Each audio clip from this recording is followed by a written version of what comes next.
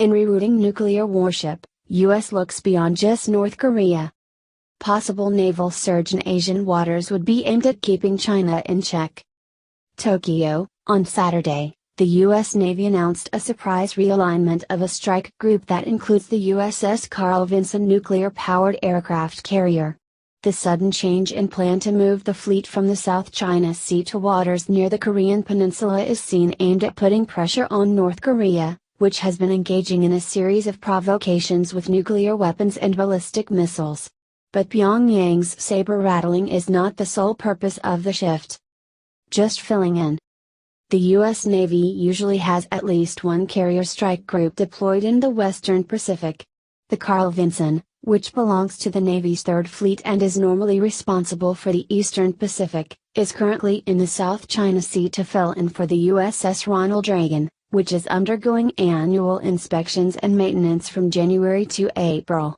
The Ronald Reagan, also a nuclear carrier, belongs to the 7th Fleet, based in Yokosuka, south of Tokyo. A Saturday departure from Singapore would put the Carl Vinson strike group in South Korean waters as early as this weekend. As one expert noted, the deployment will further heighten tensions on the Korean peninsula. But the move does not amount to a surge, since the incoming vessels are merely replacing ones that would normally have already been in the Western Pacific. Doubling up?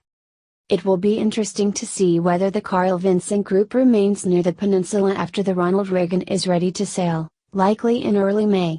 If it does, the Navy would have two carriers in the area, meaning it will be safer for naval forces in general to carry out operations.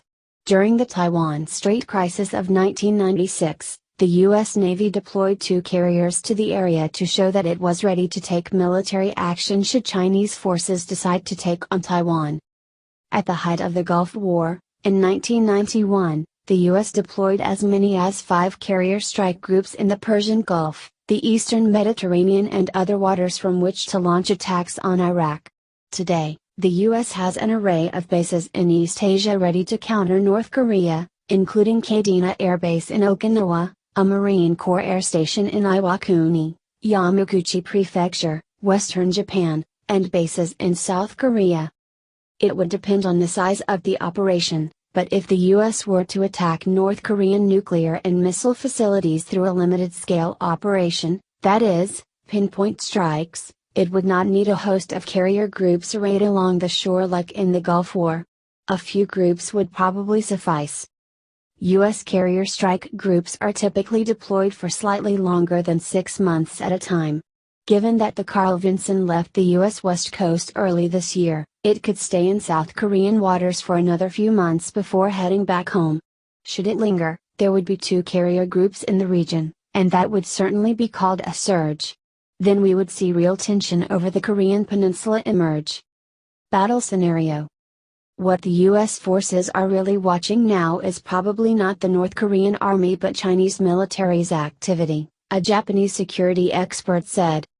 Should things get ugly on the Korean peninsula, the Chinese army could surge into North Korea via China's northeast and effectively take control of the Raisen region on the Sea of Japan.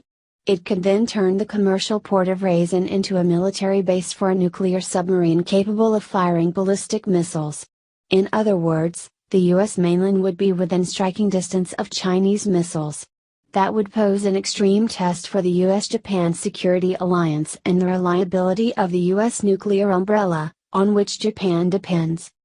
This building friction over North Korea threatens to not only shake things up on the Korean peninsula but also trigger a long-term change in the military balance of power in Northeast Asia.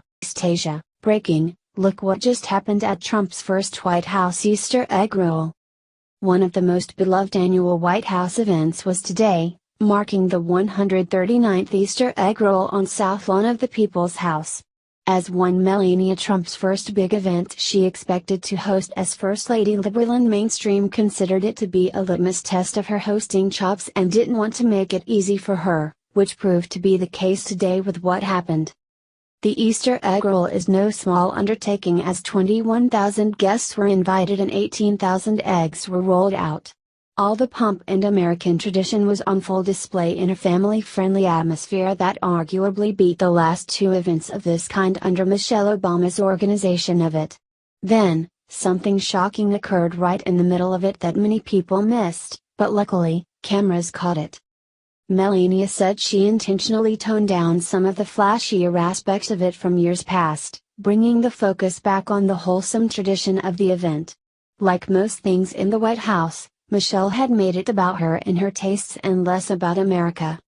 The affair was smaller than it was under First Lady Michelle Obama, whose Easter egg rolls drew celebrities, professional athletes and big-name musicians, The Washington Post reported. Stephanie Grisham, Trump's spokeswoman, said this week that the First Lady decided to scale back the event because she worried it had grown too large, creating long lines for some activities. Showing her deep love and respect for this country that she worked hard to become a part of, Melania and her 11-year-old son, Barron, both proudly put their hand on their hearts the second the national anthem began. Showing a side to her that many wives can relate to, she gently nudged President Donald Trump to do the same after he became distracted. However, the liberals saw it as something else entirely. Everything about this day went off without a hitch and Melania's impeccable hosting skills were evident. Despite all of the negativity and scrutiny she receives ahead of this event, the pressure didn't get to her as she was the picture of perfection, which is why liberals had to dig up something to ridicule the couple over. Trump had just concluded an impressive speech about America's toughness when liberals showed how weak they are with their relentless attacks over innocuous things, according to Truth Monitor. While it was endearing to see the first couple in an endearing moment many of us can relate to, the left is seemingly turning it into a national offense. However, these same people never took issue with the numerous times Barack Obama failed to salute soldiers when stepping off Air Force One and Marine Force One. Both he and Michelle were spotted with a look of disdain on their faces during the anthem before and not a word was said about that. However, when Trump is one heartbeat late to putting his hand on his chest during the anthem, all hell breaks loose with allegations about his patriotism running rampant now. Breaking, U.S. Navy just unveiled their insane new weapon the world has never seen, North Korea crapping their pants. The United States with President Trump at the helm has decided to send out the alert that we will no longer be stepped on and treated like a red-headed stepchild. To this end, we have intervened with at least one dictator and put the fear of God into ISIS, and that was just last week. The ever-present danger of North Korea and its sissy leader, Kim Jong-un has not gone unnoticed, and the president has vowed that their nuclear presence will no longer be ignored. They are going to have to get in line or else. The or else part is going to be enforced partly with the help of the Navy's newest high-powered destroyer. Via breaking defense. National Harbor, the long-delayed supercarrier Gerald Ford should set sail for builders' trials this week, the head of Naval Sea Systems Command said today. If those builders' trials and subsequent Navy acceptance trials go well, Vice Admiral Thomas Muir told reporters at the Sea Airspace Conference here, I think we'll get the ship delivered in the April to May timeframe and then we can move on with commissioning. As America's first all-new carrier design since the Nimitz in 1976, the Ford class will serve at least into the 2070s. But many of their escorts will be late-model Arleigh Burke-class destroyers, so-called Flight 3 updates of a 1980s design whose first ship, DDG-51, was commissioned in 1991. That's why the Navy is brainstorming a next-generation future surface combatant, aiming to solicit design proposals from industry around 2020. DDG's a great class of ship. But we're never going to build Flight 4, we need to move on, Moore said. It's probably time for us to work from a clean sheet. Moore is on a steering committee for the Clean Sheet Future Surface Combatant, along with 3-star counterparts from the Navy staff, UPNAV, and the operational fleet. The idea is to have warfighters, shipbuilders, and budgeteers working together from the start, instead of one group coming up with unrealistic requirements for a supership the others can't build or can't afford. Below the 3-star panel, Moore said, there'll be a working level group at the 1 or 2-star level that will come back and present us with concepts and a plan of action, And we'll go back to the CNO, the Chief of Naval Operations, Admiral John Richardson. I'd expect we would formally kick this off at the DoD 5000 regulation level, where we have a charter and we start working on an analysis of alternatives, probably at the end of this summer. What does this mean for our enemies? Well, pretty much anything we want it to. This is going to mean even more versatility for our Navy, and hopefully a little more respect from our enemies who threaten to use nuclear weapons against us. It becomes a vicious cycle with these nuclear weapons if it's not gotten in hand quickly. The superpowers don't want every little warlord having the ability to wipe some other country off the map, so they crack down on the countries that have the dangerous weapons. If the short-sighted little countries happen to have already gotten their hands on the dangerous stuff, it's kind of a standoff trying to relieve them of it without their pulling the trigger. The US Navy is the force being moved by President Trump at the moment to sit at North Korea's front door and put a little bite behind our bark.